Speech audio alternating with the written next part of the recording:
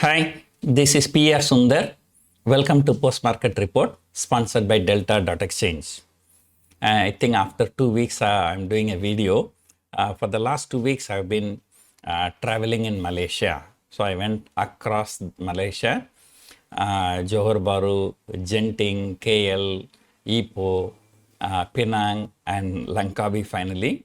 I like the place Langkawi, so I decided to stay there for about a week. Now, coming back to the market. So there were a lot of changes while I was traveling.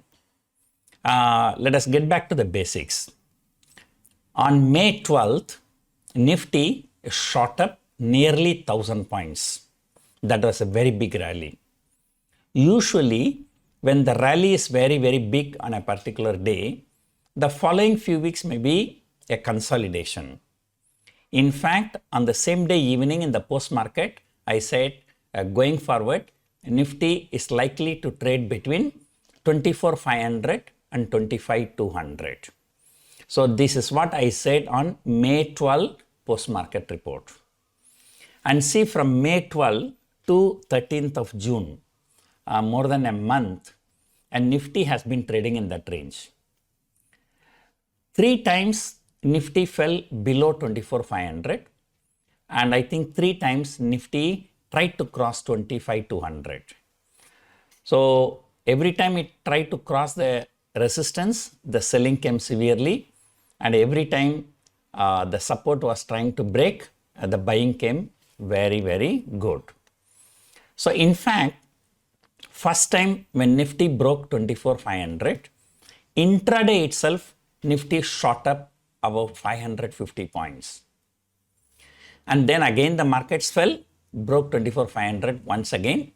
But second time when it broke, on the same day it recovered only 150 to 200 points. But the following day there was a significant rally. So the 2 days put together, from previous day's low to the next day high, Nifty was about 500 points higher. And today, because of this Israel and Iran issue, and once again Nifty broke 24,500. And it was a huge gap down, 400 points. Now, when good things come, it comes one by one. But when bad things come, they come together.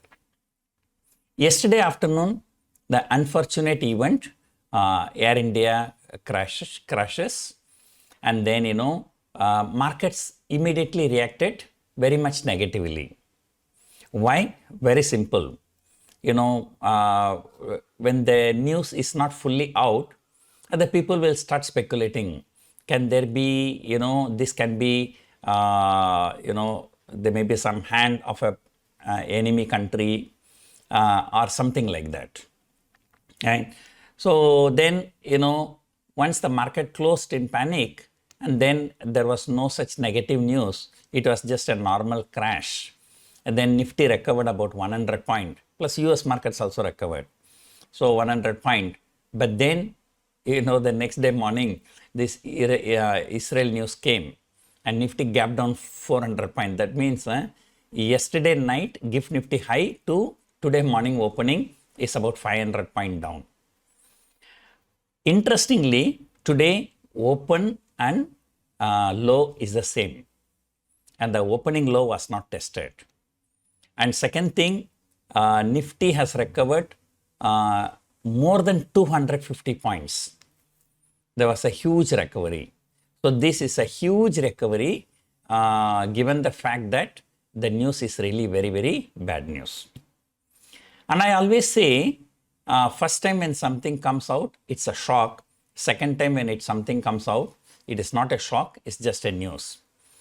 So, of course, Iran-Israel conflict is a very big one, but still this is not happening first time, this is happening second time. If I'm not wrong, I think around last year May or June only the same thing happened, and now it's happening second time. So that's why the impact was not really very bad. Although markets all over the world opened in panic, came down, but from the low, most of the markets have recovered significantly. Say for example, US futures. S&P 500 futures it was down nearly about 100 point, more than 100 point at some point of time. Now, I think it has recovered 60, 70 point already. So right now, S&P 500 is just down only 30, 40 points. That's not a big deal. Even Nifty closing, it was just only 150 point down. It can fall 150 points in a normal day also. But this is given, something very big. Another reason, people, they do not want to carry positions over the weekend because they thought that, over the weekend anything can happen. But the fact that Iran has actually already retaliated. I think about 100 drones has been fired from Iran. So because of that, they do not expect something very big during the weekend. And also Trump is talking, like trying to reason out with Iran. So with all these things, the people think, this time this news is not going to be very, very bad, just like last time. So that's why there was a very, very good recovery. But we are still stuck in the range 24,500 and 25,200. I think this range is likely to continue maybe until the end of this month. RBI news was a pleasant surprise. The Nifty shot up, crossed 25,200. And then this is a unpleasant news. Today's news, market came and broke 24,500. The Bank Nifty has wiped out the entire gain made because of RBI policy. However, today I can say we are down but not out.